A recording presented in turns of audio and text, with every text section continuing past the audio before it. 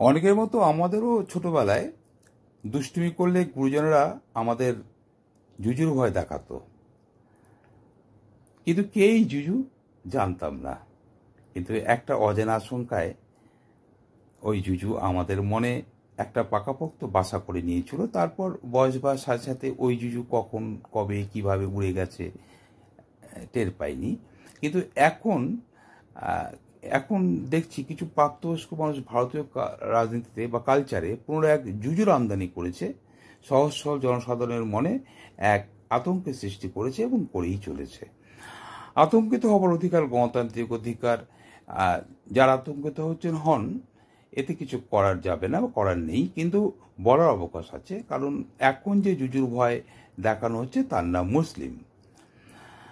পশ্চিমবঙ্গে এমন জুজুর ভয় বিগত বামপন্থী সরকারের সময় শোনা যায়নি।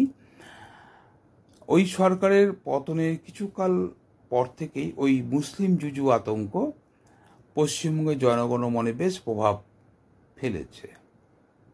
শুরুতে জুজুর কথা বলছিলাম, অমন এক জুজুর সন্ধান যৌবনের প্রারম্ভে জেনেছিলাম এবং সেই জুজুকে চাক্ষুষ দেখবার জন্য বেশ কয়েকবার অত্যুৎসাহী হয়ে বাবাকে লুকিয়ে এবং সহজ সরল মায়ের সন্তান স্নেহের সুযোগে মায়ের কাছ থেকে টাকা নিয়েই সেই জুজু দর্শনে এবং তার বজ্রকঠিন কণ্ঠস্বর শুনতে গেছি।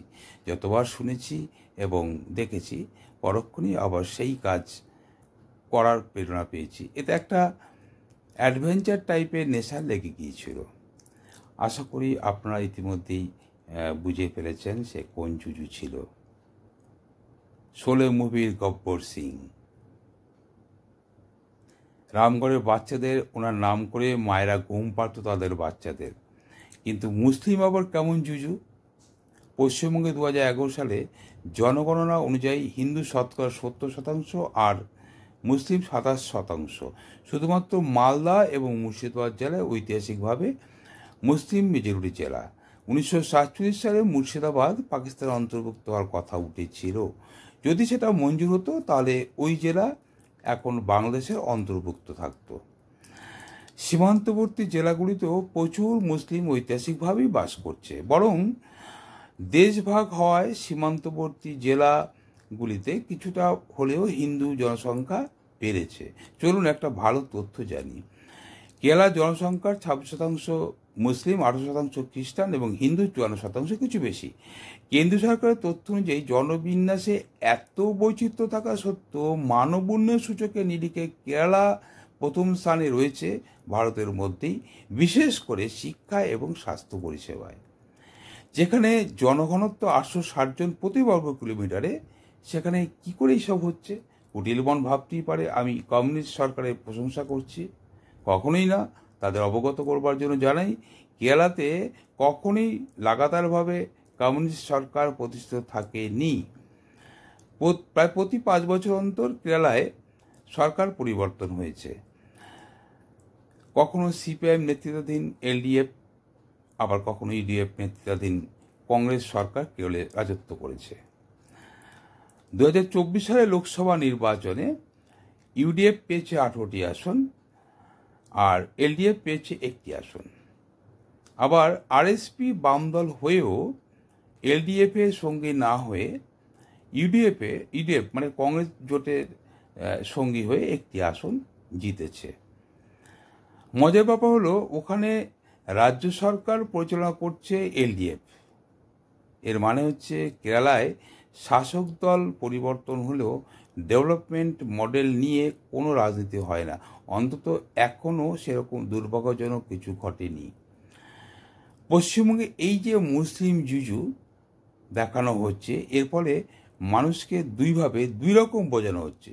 সহজ সরল হিন্দুদের বোঝানো হচ্ছে বিজেপি পাওয়ার এলে হিন্দুদের প্রতি মুসলিম দাপট কমে যাবে। জনসংখ্যায় 70% হিন্দু পশ্চিমবঙ্গে থাকলেও 27% মুসলিম কিভাবে হিন্দুদের খতরমে ফেলতে পারে জানি না। বরং যারা এসব বলে তাদের মানসিক সুস্থতা নিয়ে সন্দেহ আছে। ওদিকে মুসলিম সম্প্রদায়ের সহজ সরল মানুষজন তাদের বিরুদ্ধে জুজু অপবাদ শুনে আত্মপক্ষ সমর্থনের জন্য রাজ্য প্রশাসনে থাকা দলের প্রতি বাধ্য হয়ে আনুগত্য দেখিয়ে যাচ্ছে। ফলে রাজ্যের উন্নয়ন হবে কি করে? চলছে শুধু অসভ্যের মতন ভীতি প্রদর্শন আর মূর্খের মতো আস্ফালন।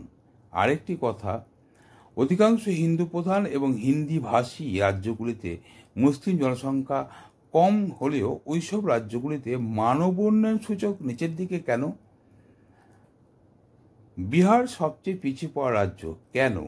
উত্তরপ্রদেশ পিছিয়ে পড়া রাজ্যের তালিকায় তৃতীয় স্থানে কেন? ওই দুটো রাজ্যে ডবল ইঞ্জিন সরকার কি করছে? আরেকটি কথা,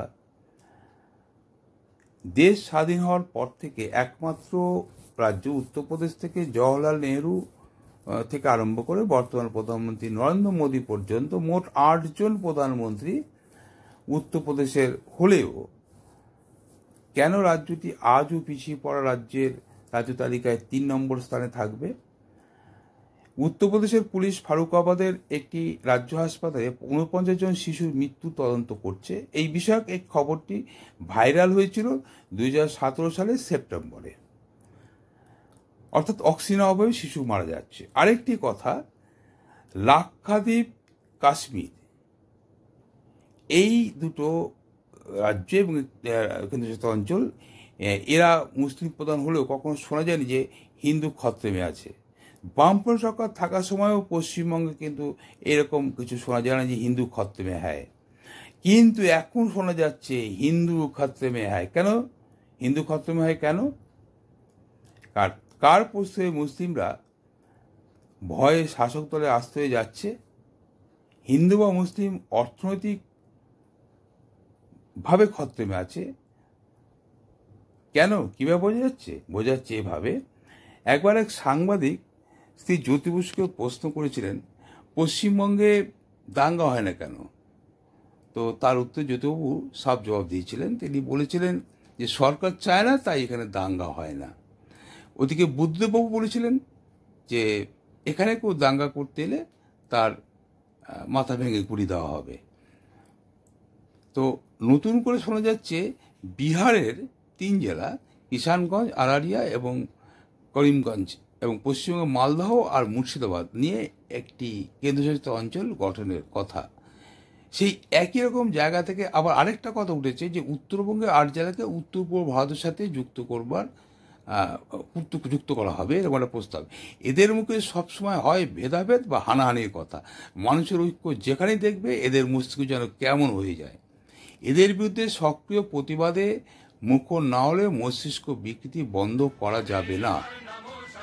পোস্টটি ভালো লাগলে লাইক, কমেন্ট, সাবস্ক্রাইব করবেন প্লিজ, এবং শেয়ারও করবেন। আর সাবস্ক্রাইব করে অবশ্যই এগিয়ে চলতে উৎসাহ দেবেন। সবাই ভালো থাকুন, ধন্যবাদ। পথে এবার নামো সাথী, পথে হবে পথ চেনা, জনস্রোতে নানান মতে মনোরথে